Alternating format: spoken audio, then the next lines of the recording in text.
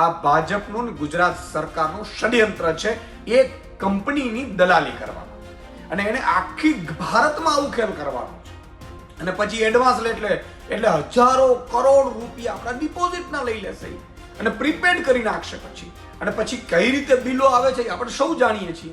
Electricity માટે smart મીટરના મામલે આમ આદમી પાર્ટીએ ભાજપ પર મોટો આરોપ લગાડ્યો છે.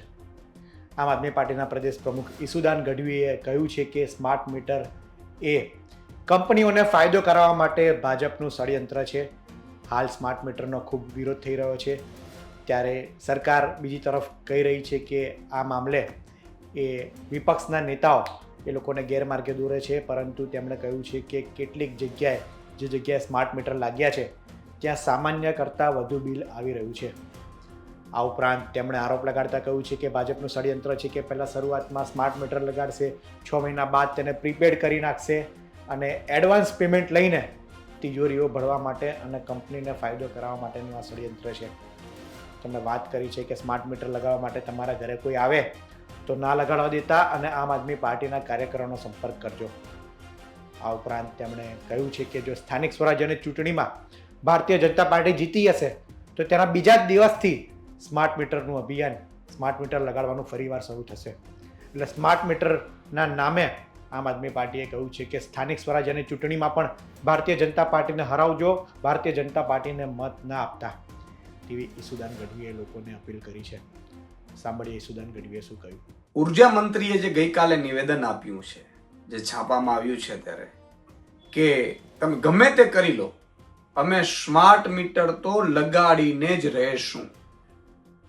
અમને ખબર છે તમે કંપનીઓના દલાલો જ છો, પ્રજાનું ક્યારેય વિચારતા નથી. સ્માર્ટ મીટરની ખામીઓ કેટલી છે, ક્ષતિઓ કેટલી છે, તમે એવું કહો છો ભ્રમણા ફેલાવે છે. એવા સેંકડો લોકો છે કે જેના બિલ વધારે આવી ગયા અને અત્યારે તમે એમ કહો છો, અત્યારે તો લાઇટ બિલ એવું હોય છે કે ભાઈ લાઇટ બિલ 2 મહિના વાપર્યા પછી આપણે ભરીએ છીએ. તમે 6 મહિના પછી સ્માર્ટ મીટર લગાડી અને પછી એવું કહેશો કે હવે એડવાન્સ તમારે પ્રીપેડ લેવું પડશે તો જ સ્માર્ટ મીટર ચાલશે, નહીં તો લાઇટ વહી જશે.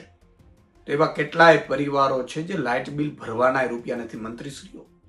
અને તમે આ કરવા માટે તમે સત્તા ઉપર આવ્યા છો. જે ઓલરેડી મીટર છે, જેના ઓલરેડી અમે રૂપિયા ચૂકવી પ્રજાએ ચૂકવી દીધા છે અને હવે સ્માર્ટ મીટર લાવશો ને એના પાછળ રૂપિયા લેશો.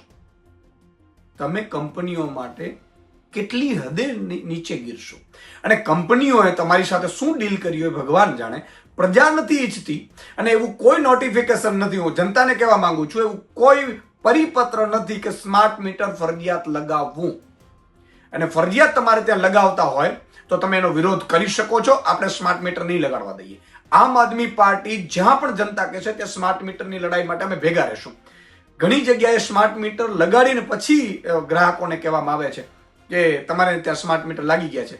જ્યારે ગ્રાહક એમ કહે છે કે નહીં અમારે સ્માર્ટ મીટર નથી જોતા, તો હવે જૂના મીટર તો અમારી પાસે છે નહીં.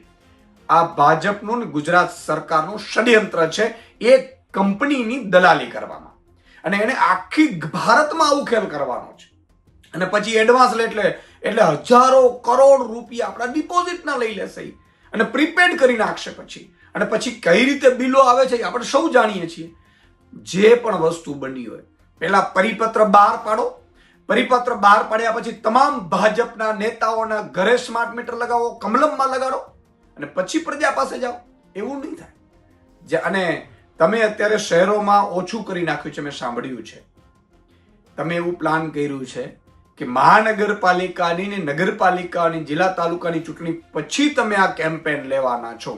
હું ગુજરાતની જનતાને વિનંતી કરું છું કે આ દલાલીઓ, આ કંપનીની દલાલીઓ કરે છે. સ્માર્ટ મીટર તમારે ન લગાડવા હોય તો ભાજપને આ વખતે ભગાડજો.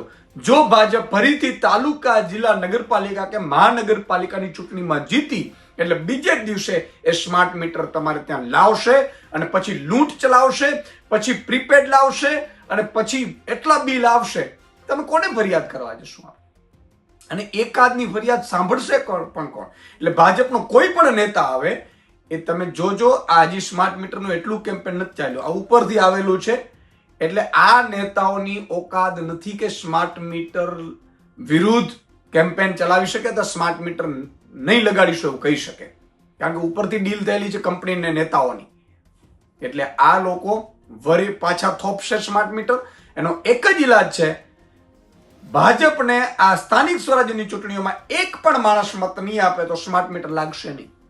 અને જો મત મળ્યું હોય એને કોઈ પણ જ્ઞાતિ, જાતિ, ધર્મ કે પાર્ટીના કાર્યકર્તા, મામો આપણો ભાજપમાં છે, કાકો ભાજપમાં છે, અને ભોળવીને જો મત લઈ ગયો તો બીજા જ દિવસે આ પ્રજા ઉપર સ્માર્ટ મીટર થોપવામાં આવશે.